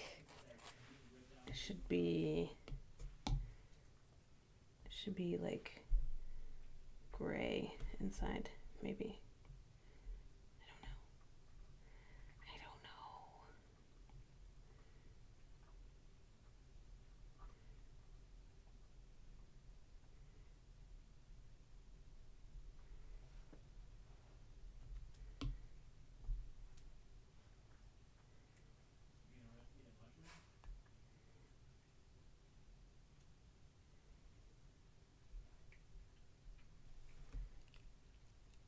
I mean, that's kind of cool, actually, that it's emptying. However, I like this glow, but you can't really tell that it's emptying with the glow. So maybe I can kind of fake it here. Get rid of some of this extra glowage.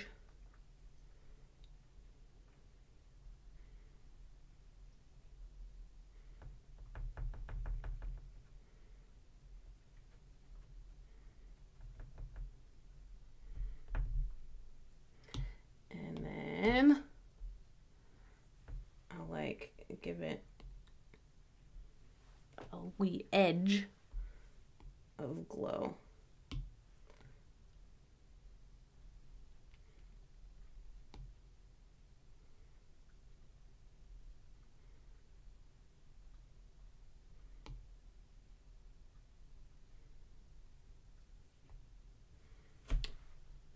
All right, I'm not mad at this. It appears to be emptying.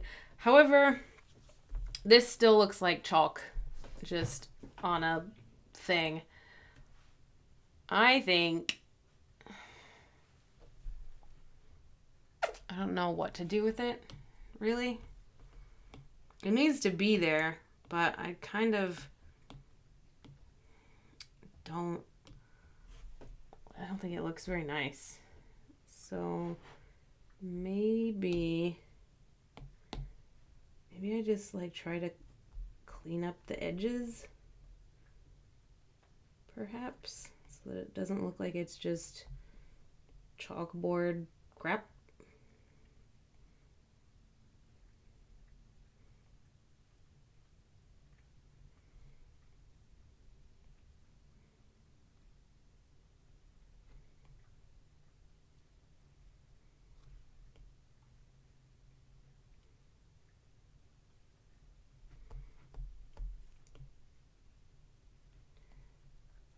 All right, I already like it better. I'm still not in love with these letters yet, but cleaning up the edges already makes it a little nicer. I think just the nature of it being in pencil is what's making me not really like it so much. Like it shouldn't be in such a soft brush.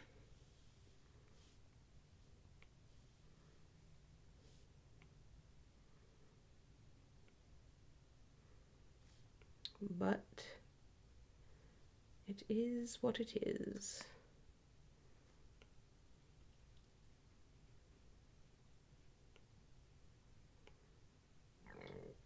Excuse me.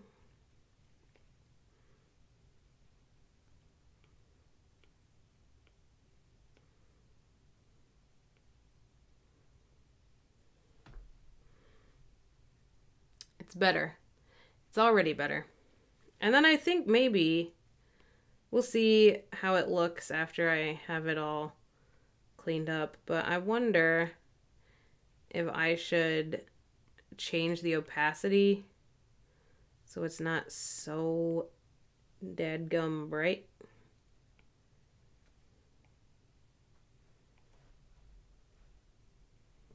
Oh, hey, Finn. You've finally decided to grace us with your presence.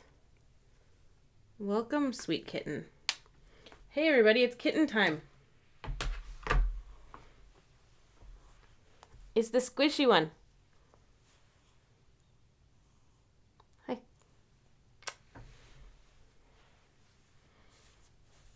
So, I know you may have been enjoying watching me draw, but there's a cat that demands cuddles.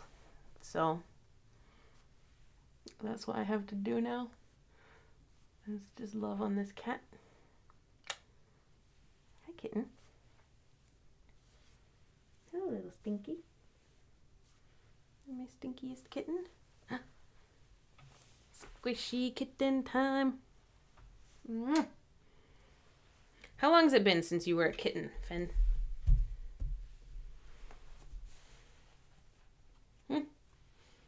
You're like 3 years old. Always be a kitten. Always a kitten. Thanks for coming, Finn. Come back again soon.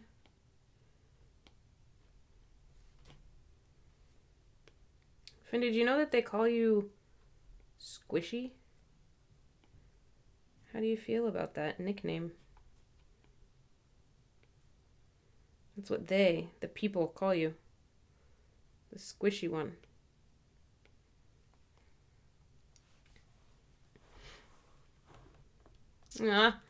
Say hello. Finn, come back and say hello to the children. Ugh. Here you go, children. You can pat the tummy. Is it a trap, Finn? Nope. It's not a trap. Right. Oh. Reach. Stretch. Go back to your bed, Finn. Alright, I was gonna try and make this a little less bright. And I think that does help.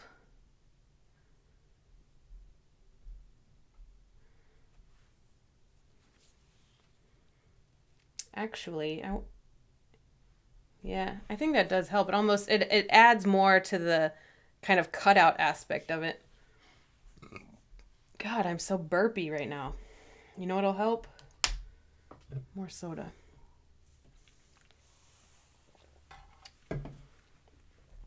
I think, though, I'm almost done. I want to add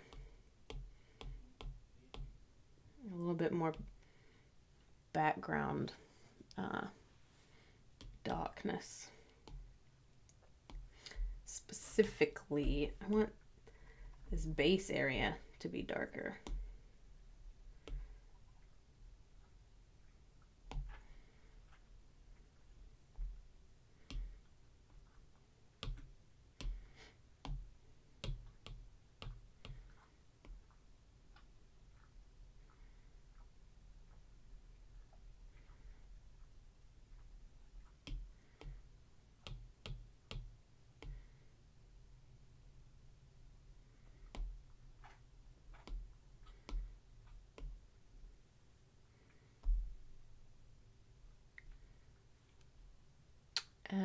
I also want to just make these cracks a little bit more cracky. And then I think, where are the cracks? The cracks here? Ah, there's the cracks. I found them.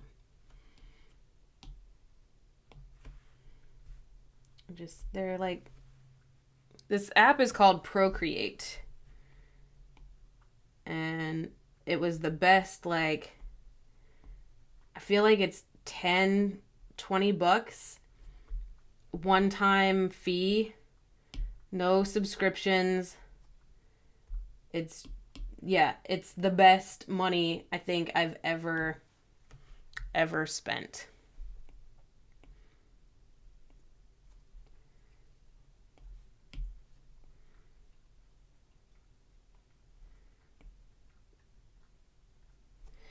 And like you can make your own brushes and sell or buy other people's brushes. It's just an incredible app. Highly recommend it. There is a massive learning curve though if you're used to drawing on paper. I'm still figuring out that aspect of it.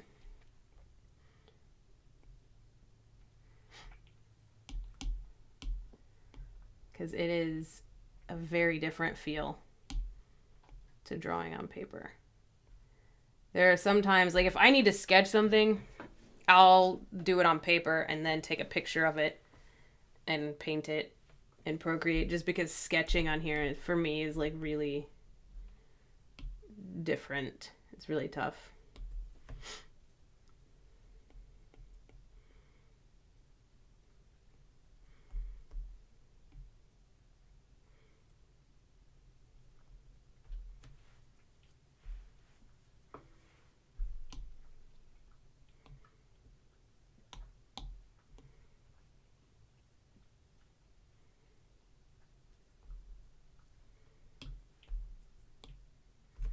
But yeah, the app is Procreate and it's amazing.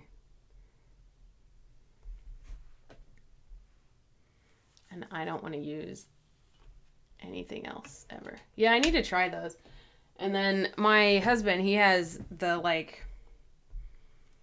it's a screen protector that feels more like paper. Apparently you can use that too. Yeah. I just haven't tried any of that yet. Use your iPad for whiteboards and such and it feels less skatey is the word.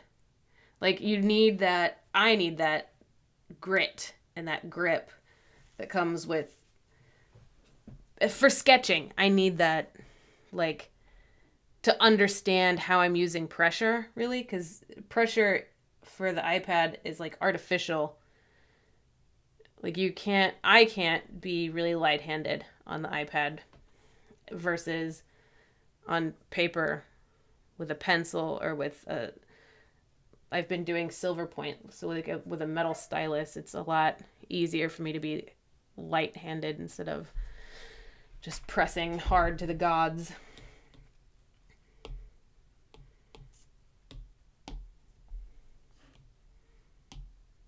But I think I'm actually quite happy with this, especially for, not really having read the play. What's good is that, like, the skills that I learned in high school, when you didn't do the homework, when you didn't read the book, but you still have to talk about it in class, but you know enough, like you skipped around enough, you listened to your peers talk about it enough that you can fake it till you make it. That was an actual skill that I'm glad that I learned in school. Because here I am in my 30s, still using that skill. So, kids, take note.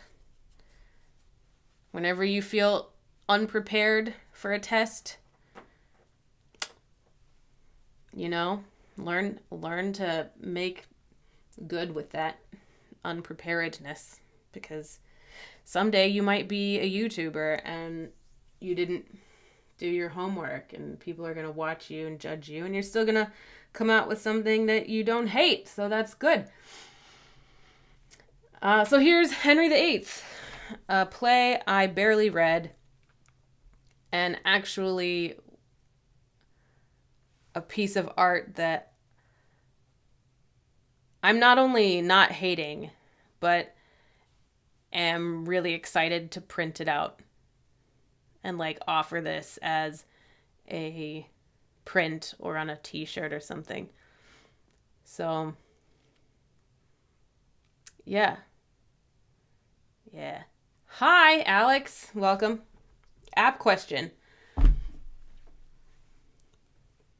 What's your app question?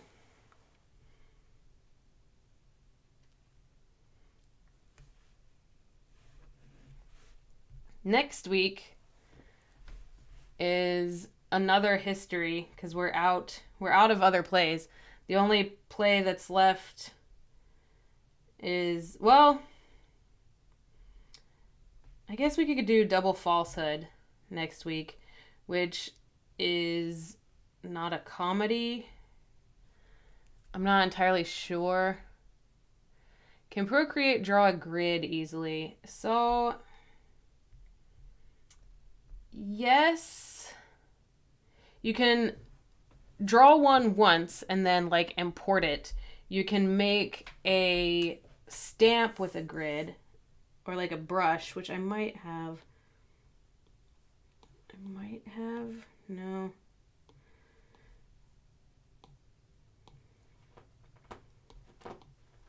Yeah, I don't have a grid brush, but you can do that. Otherwise, I would do like a drawing guide and then an assisted layer.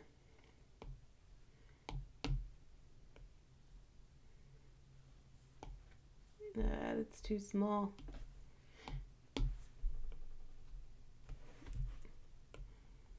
Oh my God. There we go. What happened to my assisted there?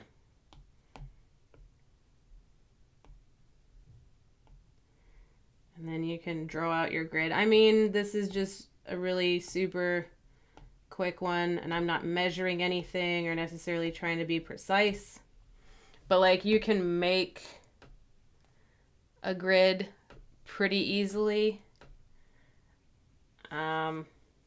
But it is kind of hard to know that things are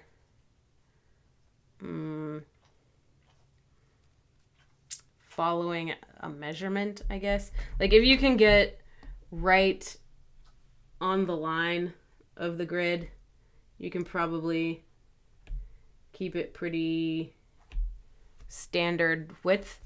But I don't think there's rulers. So you have to just get like as close to the grid line as you can as you trace over it. But you only have to do it once, and then you can like turn it into a brush or a stamp. So it's possible, but I'd probably do something a little more mathematical and then like put that into Illustrator or something rather than try to do it on here. I don't know what I would do necessarily. But this is Henry VIII. Next week, I guess I'll do Double Falsehood, even though that one is like not even... It's even less, I think, it's even less Shakespeare than this one was. But that's the last week of the year. And this was supposed to be a 1-year project. So I don't know if next week, if the 28th is going to be my last stream or not. I haven't decided. So let me know what your thoughts are as to whether I continue my streams past the 1-year mark. I don't know what I would do on these streams necessarily. I don't have another project coming up, but I still do have all these cards to make if I want to do a 52 card deck. So, I mean, I have all of this, locked and loaded, but yeah, let me know. I'll see you next week. I hope we'll all be nice and relaxed and chill after a lot of us are doing winter holiday stuff.